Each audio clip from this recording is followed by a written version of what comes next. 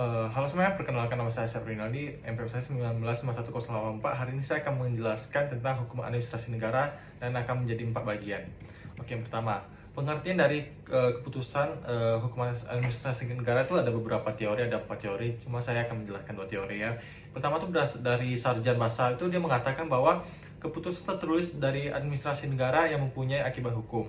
Dan kemudian ada Uchards, dia mengatakan perbuatan hukum publik yang bersegi satu yang dilakukan oleh alat-alat pemerintah berdasarkan suatu kekuasaan istimewa.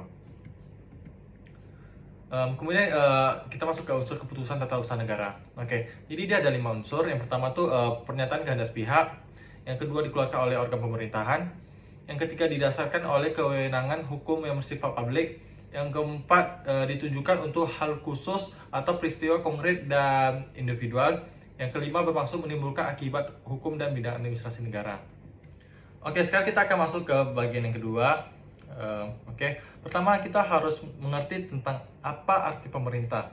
Jadi pemerintah itu adalah organisasi yang memiliki kekuasaan untuk membuat dan menerapkan hukum serta undang-undang di wilayah tertentu. Jadi tiap daerah itu beda-beda pemerintahannya. Terus kita akan mendengarkan respositi. Respositi itu ada beberapa poin penting. Yang pertama, dalam perspektif hukum publik, negara adalah organisasi jabatan. Kemudian kalau dalam hukum privat, negara adalah badan hukum publik. Terus di antara jabatan-jabatan kenegaraan, salah satunya adalah jabatan pemerintah. Terus di dalam hukum itu dikenal dengan istilah badan hukum. Badan hukum ini terbagi dua, ada badan hukum publik dan badan hukum privat. Itu perbedaannya itu dilihat dari cara pendirian dan wewenangnya.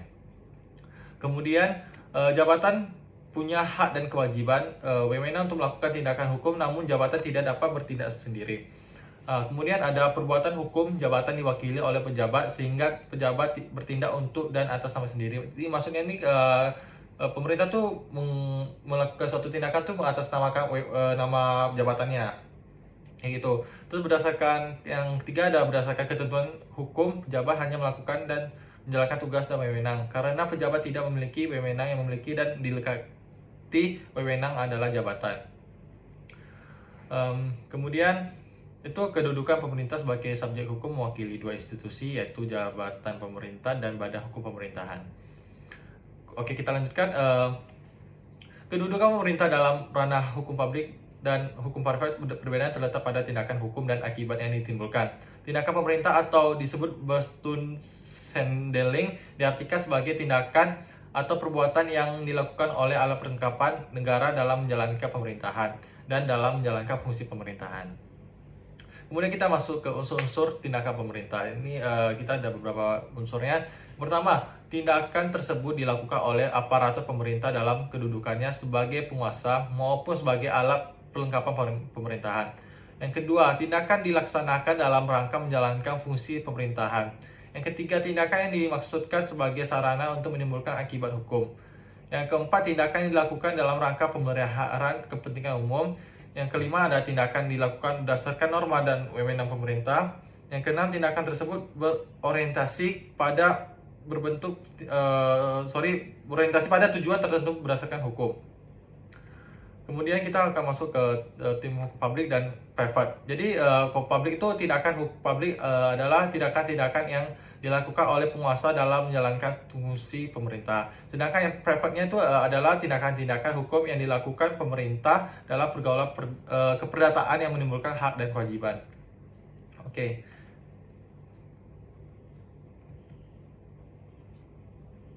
Naikkan dulu, oke. Oke, kita akan masuk ke materi 3, itu kita akan membahas tentang asas-asas umum pemerintahan yang baik, atau nanti kita kasihkan sebagai AAUPB. Jadi RGC AAUPB itu adalah asas-asas umum dijadikan dasar dan tata cara dalam penyelenggaraan pemerintahan yang layak. Yang dengan cara demikian penyelenggaraan pemerintah menjadi baik, sopan, adil, terhormat, bebas dari kejaliman, pelanggaran peraturan tindakan penyalahgunaan wewenang, dan tindakan sewenang-wenang. Kemudian kedudukan AAUPB dalam sistem hukum. Oke, di sini tuh ada 3 poin penting. Yang pertama adalah AAUPB merupakan suatu konsep terbuka. Ia berkembang menyesuaikan dengan tempat dan waktu di mana konsep ini berada. Yang kemudian menurut H.D. van Wijik itu menuliskan, dia mengatakan bahwa organ-organ pemerintah yang menerima wewenang untuk melakukan tindakan tertentu menjalankan tindakannya. Tidak hanya terikat pada peraturan perundang-undangan, hukum tertulis, dan juga harus memperhatikan hukum yang tidak tertulis, yaitu AUPB. Yang terakhir, ada menurut Philips M. John, dia mengatakan AUPB itu harus dipandang sebagai norma hukum yang tidak tertulis yang senantiasa harus ditaati oleh pemerintah. Kemudian kita akan masuk ke asas-asas dalam AUPB. Jadi sini ada 13 asas. Yang pertama ada asas konsisten hukum, yang kedua ada asas keseimbangan, yang ketiga ada asas kesamaan dan mengambil keputusan, yang keempat ada asas bertindak cepat, yang kelima asas motivasi untuk setiap keputusan, yang keenam ada asas ketidak mencampur adukan kewenangan, yang ketujuh asas permainan yang layak, yang kedelapan asas keadilan dan kewajaran, yang kesembilan asas kepercayaan dan menanggapi pengharapan yang wajar, asas ke-10 asas yang meniadakan akibat suatu keputusan yang batal, asas ke-11 asas pelindungan atas pandangan atau cara hidup pribadi, asas ke-12 asas kebijakan, dan asas terakhir adalah asas penyelenggaraan kepentingan umum. Oke, kita akan masuk ke materi terakhir atau materi keempat. Kita akan membahas tentang perlindungan hukum dalam hukum administrasi negara. Jadi pengertian perlindungan hukum, saya ambil salah satu contohnya dari CST Kansil. Dia mengatakan bahwa berbagai upaya hukum yang harus diberikan oleh aparat penegak hukum untuk memberikan rasa aman baik secara pikiran maupun secara fisik, bebas dari gangguan atau ancaman pihak manapun. Kemudian macam-macam perbuatan pemerintah. Yang pertama itu adalah perbuatan pemerintah yang dalam bidang pembuatan perundang-undangan atau disebut regeling. Yang kemudian perbuatan pemerintah dalam penerbitan keputusan atau banking. Yang terakhir itu perbuatan pemerintahan dalam bidang keperdataan. Kemudian apakah penguasa dapat melakukan perbuatan melawan hukum atau disingkat PMH? Jawabannya, penguasa dapat dianggap melakukan perbuatan hukum apabila melanggar hak subjektif orang lain. Jadi kondisi yang dapat dianggap melakukan PMH karena melanggar hak subjektif orang lain itu ada dua hal. Yang pertama, penguasa melakukan perbuatan yang bersumber pada hukum publik serta melanggar ketentuan kaidah hukum tersebut. Yang kemudian penguasa melakukan perbuatan yang bersumber pada hubungan hukum perdata serta melanggar ketentuan dalam hukum tersebut. Terus perlindungan hukum dalam bidang perdata itu pemerintah dalam tugasnya mempunyai kedudukan istimewa dibandingkan dengan rakyat biasa. Jadi itu dapat melindungi dengan rakyatnya. Jadi persamaan hukum. Kita sekarang masuk ke persamaan hukum.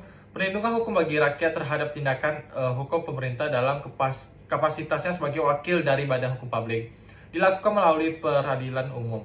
Kemudian kedudukan pemerintah dalam hal tidak berbeda dengan seseorang atau badan hukum perdata, sehingga pemerintah dapat menjadi tergugat maupun penggugat hukum perdata.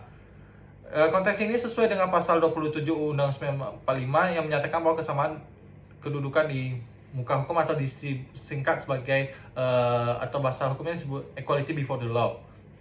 Jadi merujuk pada pasal 1365 KUH Perdata yang berbunyi setiap perbuatan yang melanggar hukum yang membawa kerugian kepada orang lain mewajibkan orang karena salahnya menerbitkan kerugian itu mengganti kerugian tersebut.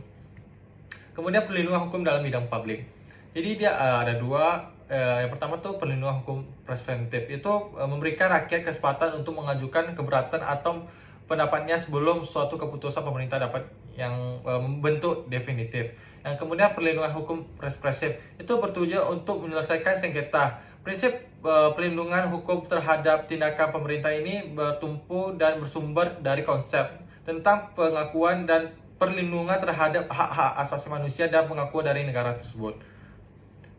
Demikian hasil presentasi saya. Mohon maaf jika saya terbata-bata atau kesalahan kata atau salah dalam menjelaskan. Semoga kawan-kawan dapat mengerti apa yang saya jelaskan. Sekian, terima kasih.